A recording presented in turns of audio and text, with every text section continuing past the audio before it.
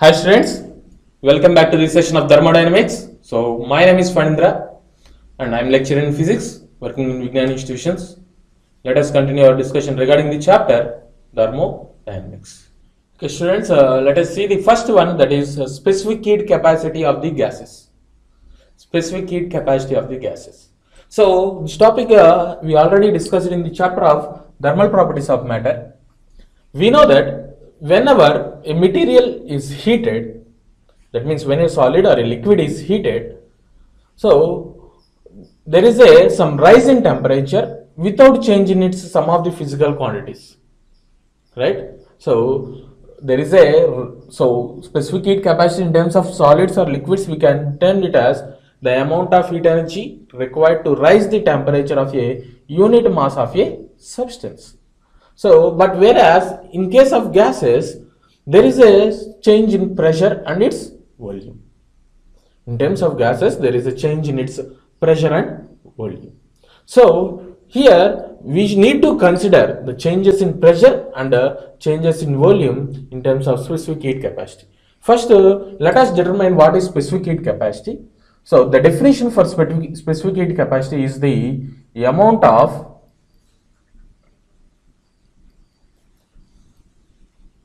heat energy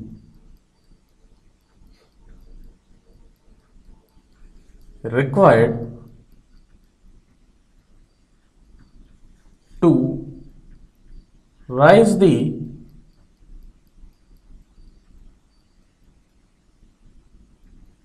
temperature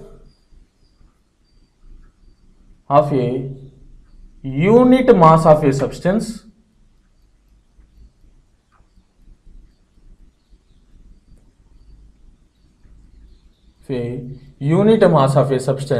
is called specific heat capacity.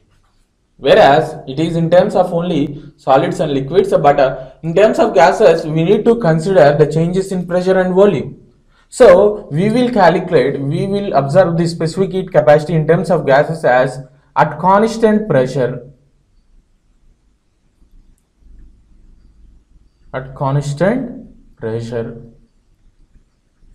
and at constant volume.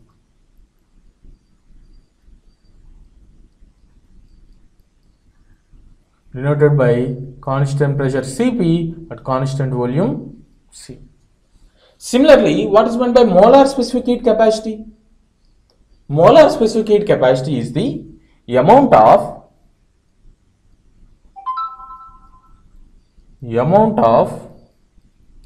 heat energy required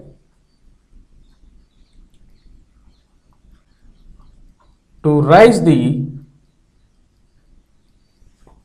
temperature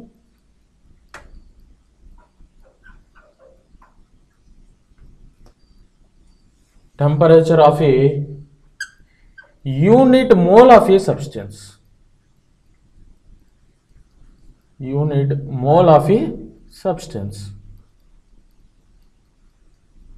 Through 1 degree Celsius.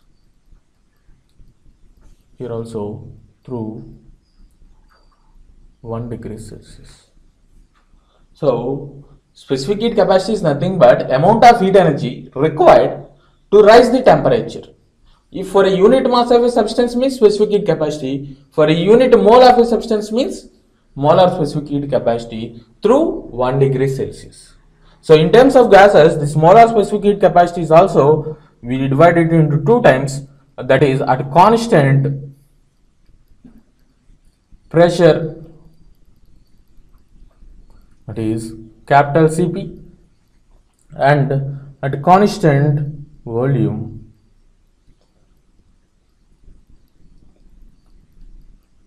which is capital Cv. Capital Cp and capital Cv. So this is the specific heat capacity and molar specific heat capacity. Now let us determine what is specific heat capacity at constant pressure and molar specific heat capacity at constant pressure. Similarly, specific heat capacity at constant volume and molar specific heat capacity. So students, the next one is at constant pressure, what is specific heat capacity and molar specific heat capacity. So the specific heat capacity is at the constant pressure. So pressure is should be maintained at a constant pressure. The amount of heat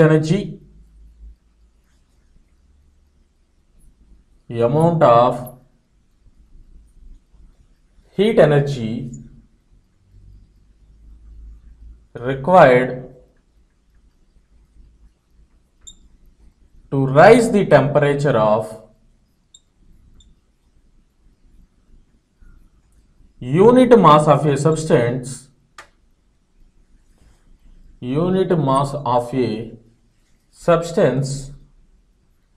or gas through 1 degree Celsius.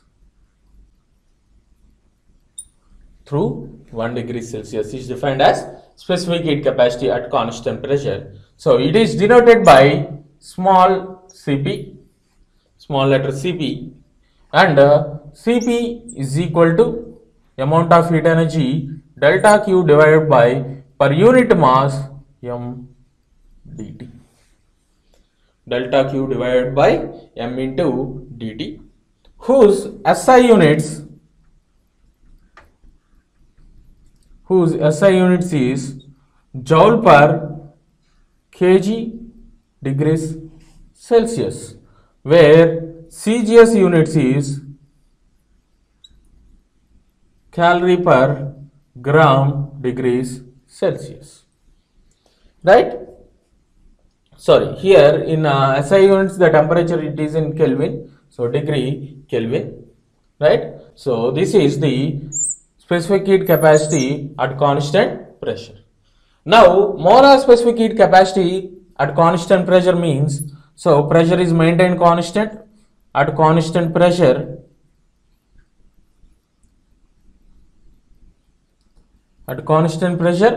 the amount of heat energy required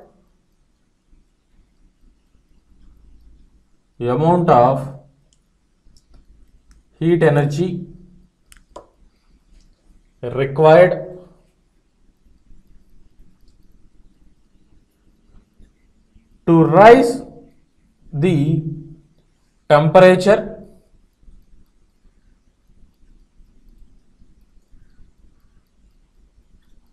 of unit mass of a substance.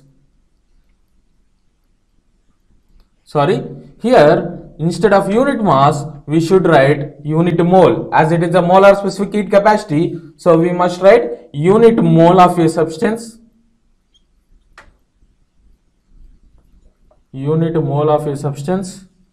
Through 1 degree Celsius. Through 1 degree Celsius is nothing but molar specific heat capacity, and it is denoted by capital Cp. So capital Cp is equal to delta Q divided by number of moles N into delta T is the molar specific heat capacity at constant pressure, whose SI units will be joule per mole degree Kelvin, whereas CGS units will be calorie per mole degrees Celsius. Okay. So here number of moles will be equal to mass of the gas divided by molecular weight. N is nothing but number of moles is equal to mass of the gas divided by molecular weight of the gas. So from which M can be written as N into M, right? From which we can write capital Cp is equal to Cv into M. Sorry. Here if we substitute here, you can write this equation as Cp is equal to delta Q divided by N is nothing but mass of the gas divided by molecular weight of the gas into delta T, which can be equal to M into delta Q divided by M into delta T. So delta Q divided by M into delta T is nothing but small cp. So capital Cp, which is molar specific heat capacity is equal to molecular weight of the gas into specific heat capacity of the gas. So this is the relation between the specific heat capacity and the molar specific heat capacity. So now we have discussed what is constant pressure. Now let us see what is constant volume. Students, here that's simple. So instead of pressure, we are taking volume is constant. So at constant volume, we have to write the similar formulas. At constant volume means specific heat capacity is defined as Cv, and molar specific heat capacity is defined as Cv, capital Cv. Let us see. Okay, students. Now let us see what is specific heat capacity at constant volume. At constant volume, the specific heat capacity is denoted by Cv, whose definition is at constant volume the amount of heat energy required to rise the temperature of a unit mass of a substance through 1 degree Celsius. So instead of constant pressure, we are using constant volume. So it is denoted by small cv, which is equal to delta Q by m into delta T, whose SI units is joule per kg Kelvin, CGS units is calorie per gram degree Celsius. Similarly, for molar specific heat capacity, here at constant volume, the amount of heat energy required to rise the temperature of a unit mole of a substance through 1 degree Celsius, capital Cv is equal to delta Q by n dt. Here n is the number of moles. Number of moles can be calculated by mass of the gas divided by molecular weight of the gas. The SI units is joule per mole Kelvin, CGS units is calorie per mole degrees Celsius. So as we discussed earlier, simply at constant pressure, what we have discussed in constant pressure, we have discussed similar one in constant volume, and the relation between specific heat capacity and the molar specific heat capacity is also same. For constant pressure we will use Cp, for constant volume we will use Cv. Okay, so this is only the basic difference. So until now we have seen the specific heat capacities at constant pressure and constant volume, and what is the molar specific heat capacities at constant pressure and constant volume, right? And we have seen the relation between the specific heat capacity and molar specific heat capacities. Now let us see the relation between molar specific heat capacities at constant pressure, constant volume. Let us see their relationship. Okay, students, so the next one is relation between Cp and Cv, which is the molar specific heat capacities at constant pressure and constant volume. For that, let us consider a cylinder filled with an ideal gas with 1 mole of an ideal gas. Let it be the 1 mole of an ideal gas. Over the cylinder, let there is a piston, freely movable piston, which is frictionless piston over here. Let initially P is the pressure, T is the temperature, and V is the volume, right? And let A is the area of cross section of this piston. And if we heat this cylinder by an amount of heat energy, let dQ. So dQ is the amount of heat energy supplied to the system. Let it say at a constant volume. We are supplying at constant volume, which means at constant volume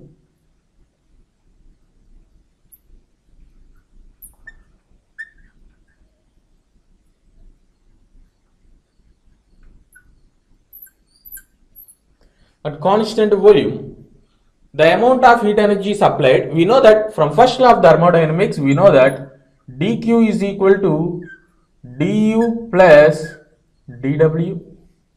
dQ is equal to du plus dW, where dQ is the amount of heat energy supplied, du is change in internal energy, and dW is the work done. So at constant volume, the work done dW is equal to 0, as work done dW is equal to P into dV, which is equal to 0. So the amount of heat energy supplied dQ at constant volume should be equal to du.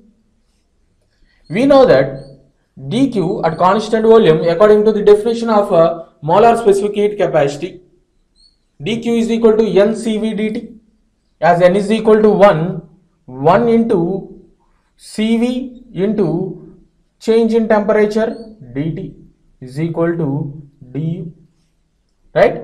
Therefore du is equal to cv dt. Let it be the equation number 1. Okay, now again heat this cylinder at a constant pressure. Now I am supplying the heat energy dq to this cylinder at a constant pressure. Means if you want to write the equations at constant pressure,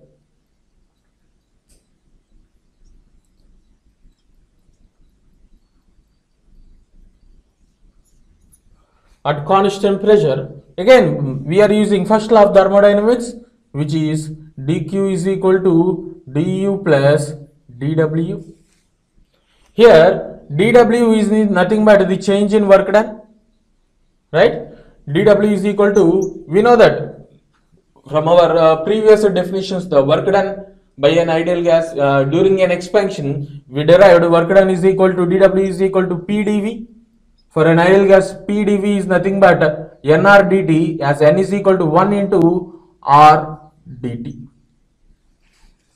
So dw is equal to, we can write it as r dt. So here dq is at constant pressure. At constant pressure, dq is equal to, we know that 1 into cp into dt. And from the equation 1, du is nothing but cv dt.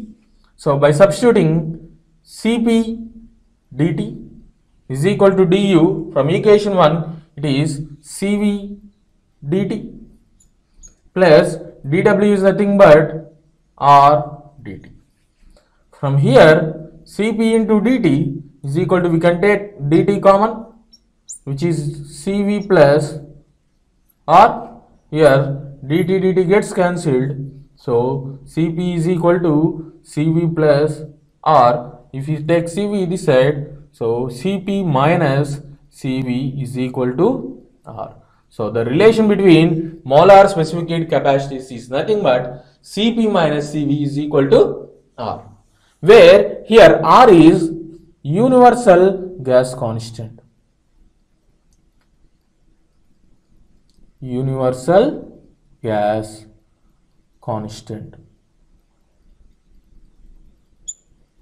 Okay, here the value of R is equal to 8.314 joule per mole Kelvin, or you can take it as 2 calorie per mole Kelvin. Calories per mole Kelvin.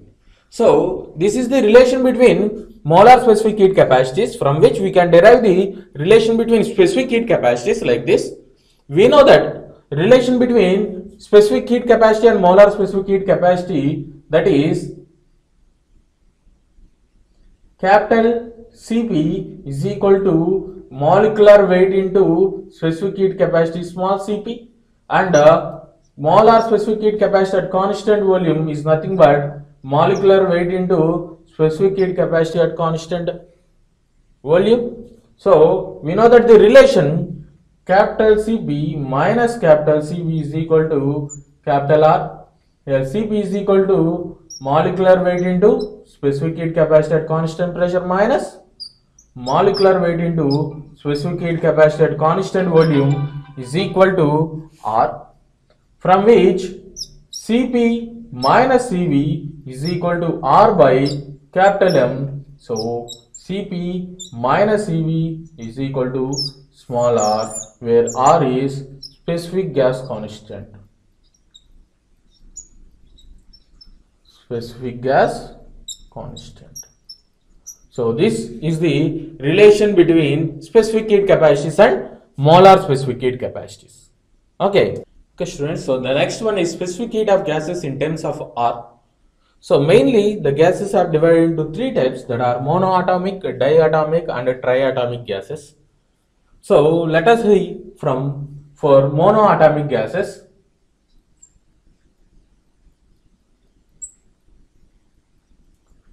for monoatomic gases. Here the degree of freedom F is equal to 3. The degree of freedom is T. So the internal energy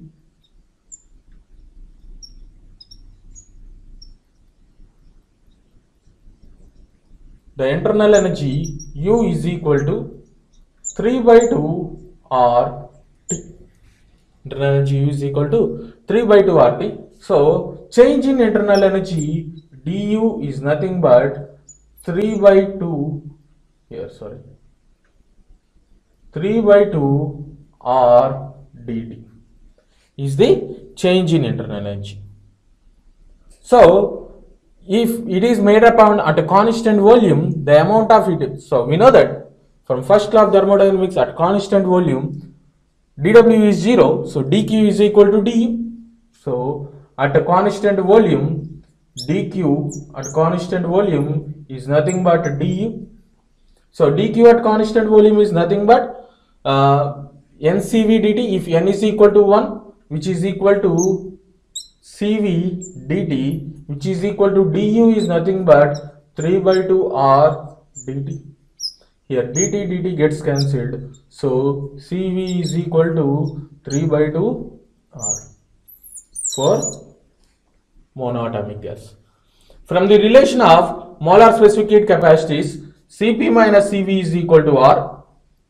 Cp minus Cv is equal to R, from which Cp is equal to Cv plus R, or Cp is equal to 3 by 2 R plus R, which is equal to 3 by 2 R plus R is nothing but 5 by 2 R.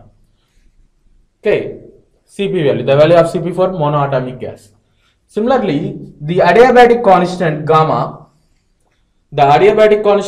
is equal to Cp by Cv, which is equal to 5 by 2 RT divided by Cv 3 by 2 RT. Here RT cancel, 2 cancel, which is equal to 5 by 3. 5 by 3. So this is the value of Cp and the value of Cp, Cv and gamma for monoatomic gases. Similarly, if we go for diatomic gases,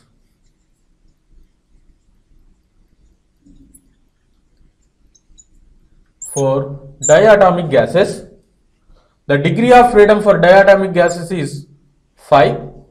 Therefore, internal energy U is equal to 5 by 2 RT. Therefore, change in internal energy du is equal to 5 by 2 R dt. Right?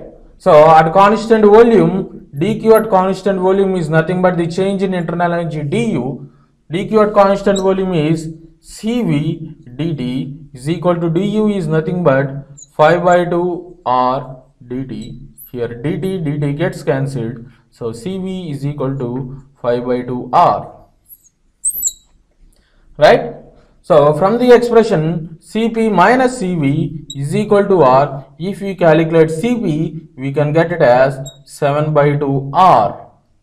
The value of Cp will be 7 by 2 R. And the value of gamma, adiabatic constant, gamma is equal to Cp by Cv, we get it as gamma is equal to 7 by 5. Adiabatic constant gamma is equal to 7 by 5.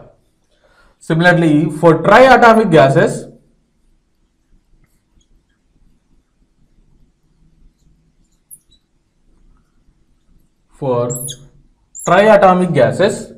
degree of freedom is equal to 6 or it may be 7 for some of the gases. So internal energy U is equal to 6 by 2 RT, which is 3 times. So that is equal to 3 RT. So the change in internal energy du is equal to 3R dt.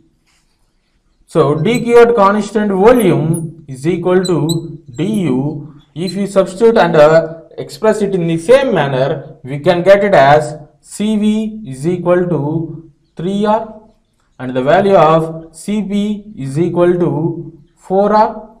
and the value of gamma, which is equal to Cp by Cv, which is equal to 4 by 3. So here we expressed the specific heat capacities of the gases in terms of universal gas constant R for different gases. Okay, students. So here the gamma, we call it as adiabatic constant. Let us represent this Cp and Cv values in terms of this adiabatic constant. If you want to represent this gamma in terms of adiabatic constant, let us see how. So we know that Cp by Cv is equal to gamma, or Cp is equal to gamma Cv, right? From which we know that Cp minus Cv is equal to R. In terms of Cp, write gamma Cv minus Cv is equal to R, or gamma minus 1 into Cv is equal to R, or Cv is equal to R by gamma minus 1, R by gamma minus 1, or Cp, from this Cp is equal to gamma into Cv, therefore Cp is equal to gamma into R by gamma minus 1. Therefore we express specific heat capacities in terms of universal gas constant capital R and in terms of adiabatic constant gamma. Here gamma is called adiabatic constant.